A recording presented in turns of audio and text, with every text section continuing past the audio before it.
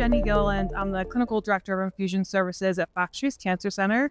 I've been at Fox Chase for 17 years, and like many of my colleagues, we have a lot of people who stay long. It's a great place to work.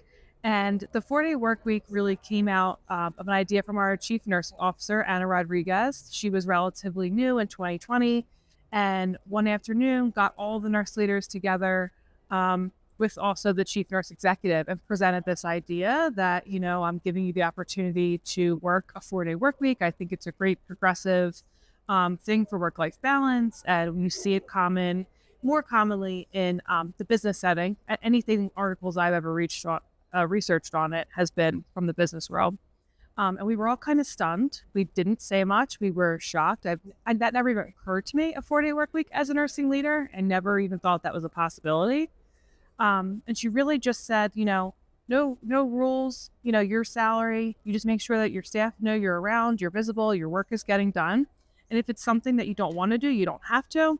And obviously, like if you were a leader that had some issues with visibility and your leadership style, like it might not be the best option for you. But so we started the 4-day work week. We all kind of got into it. Do you do the same day off a week, or do you stagger? So the way most leaders do it is they kind of week by week plan what day they're going to be working from home. Without that being said, the 4-day work week was, when it was introduced, it was more of like a day off.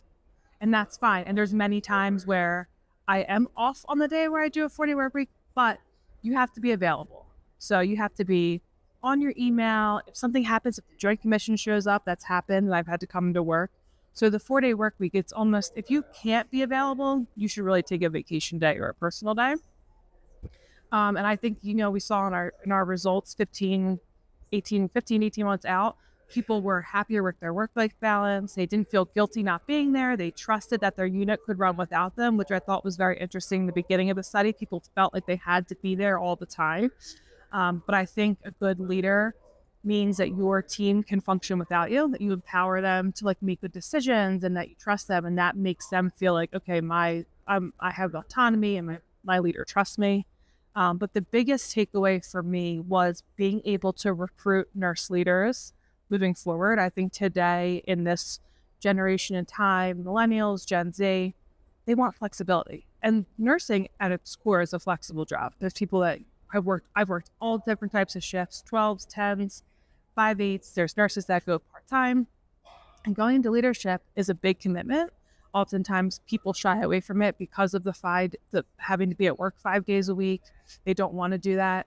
And I think that to be able to recruit good talent, it's important to offer flexibility. I actually hired 2 managers under me while offering the 4-day work week that both state that was the deciding factor for them.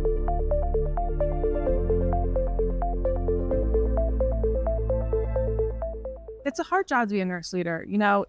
Sometimes it can be, it's an amazing job, and you empower your staff and you watch them grow, but sometimes it can be a little thankless. Especially if you're an inpatient leader, you have 24-hour units, and you're always on. Like I have staff that start reaching out to me at 6:00 in the morning, which is totally fine. But if I have that day where I know that I can be home, get some appointments done, I'm a working mom, I have 3 kids, I tend to stack all their appointments that they need on that day, so I don't feel like I have to take off time for work or come in late. I just have that day where I can get that stuff done for my family, which is huge for me.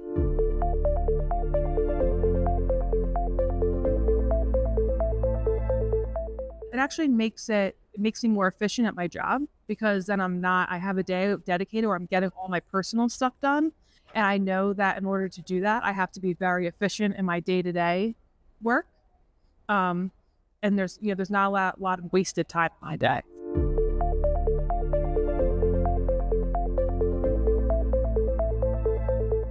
The advice I would give is encouraging those who feel that they can't do the 4-day work week because they struggle with their own internal feelings of visibility to try it out and see that it works, and that the staff environment might actually improve because they know that you trust them as staff. One thing we did was implement a charge nurse program where we have trained, educated charge nurses. They make a little higher differential when they're there.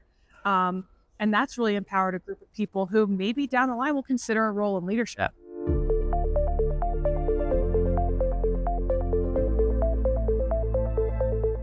There's a lot of leaders that are at school for their DNP. That's especially something that's been great for the leaders who are getting their PhD, DNP. It gives them that day to decompress and do their schoolwork, where otherwise they're packing it into like early mornings or late nights, and then maybe not being as efficient during the week at work.